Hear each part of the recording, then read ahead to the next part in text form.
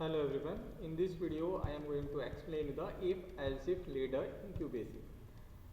Before this video I have explained you the two if statement, like if statement in that only one condition is true, if condition is true that part will be executed. Then if else statement in that if the condition is true then if branch or block will be executed, otherwise if the condition is false then else block will be executed. Now following this, now suppose we have to write a program in such that we have more than one condition. Like example, we have to and we will enter a number and find out the number is greater than 0 or less than 0 or equals to 0. So there are three possibilities. Either the number is greater than 0 or less than 0 or equals to 0. So to do this kind of programming, here we require at least two conditions. So we cannot use if and else because there is only one condition is there. So for that we will use if as if ladder. So if as if ladder can be used when we have a more than one condition. So to solve the programs which involve more than one condition, we will use if as if ladder.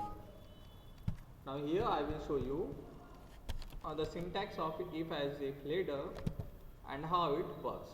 So here this is the syntax of if as if ladder. So it is similar like the previous one. If condition first is true, then branch 1 or block 1 will be executed. Then as if condition 2, if condition 2 is true, then branch 2 will be executed. Then as if condition 3, and then same way if condition 3 is true, then branch 3 will be executed. And following this we can say that condition 4, condition 5 and so on. So if the four conditions are true, then the branch which is related to that condition will be executed. And at the last else if no condition is true, means none of the condition above it is true, then else branch will be executed. And then end it. So this is the syntax. Write down this syntax in the copy and I will explain you how it works. So here it is a very simple.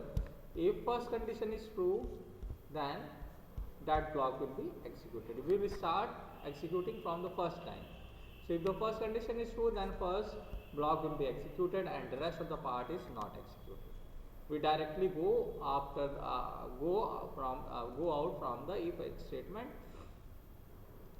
And if the first condition is not true, then it will check the second condition. If second condition is true, then branch or block 2 will be executed. Now if no condition is true, then else branch will be executed. Now remember that after the condition chosen branch has executed, the next statement to execute will be that follows after end if. So remember that in this if as if ladder, only one condition will be executed. If one condition is true, and then only that branch will be executed. If suppose there are 5 branch or 5 blocks, so out of that only one block will be executed. If none of the condition is true, then and else branch will be executed. Now I write a program in QBasic and explain to you how to write a program using else if.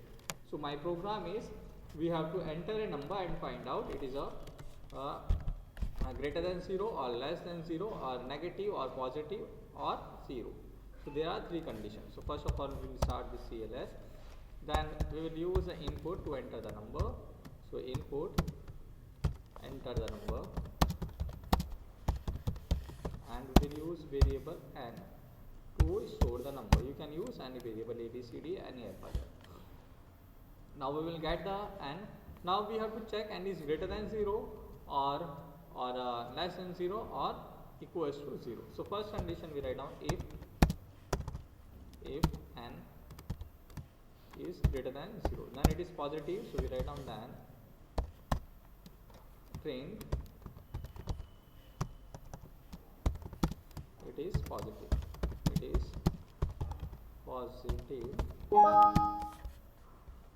number, it is positive number.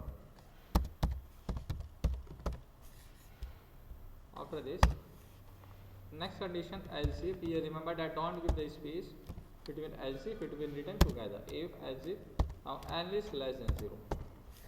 Then if n is less than 0, then it is negative. So we write down print here I capital. So we write down here it is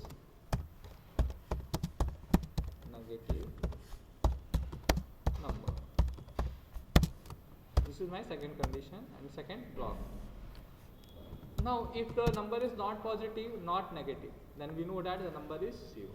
So remember, in else part we don't have to write down the condition. If it is not positive, not negative, means it is 0. 0 is neither positive or not negative. So we write down print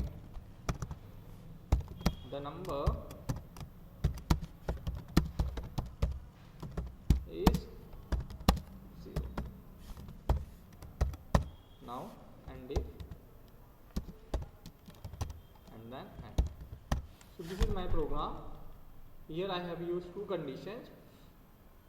First condition, if it is greater than 0, then it will print it is a positive number. Second condition, if it is less than 0, it will print it is a negative number. If none of the condition is true, means neither it is positive, not greater than 0, or also not less than 0. So then it is equals to 0. Now I am going to run my program. Start. Now I will enter the number like I will enter 9. It is positive number. Now again run and enter negative number minus 8. It is negative number. Then we'll enter 0,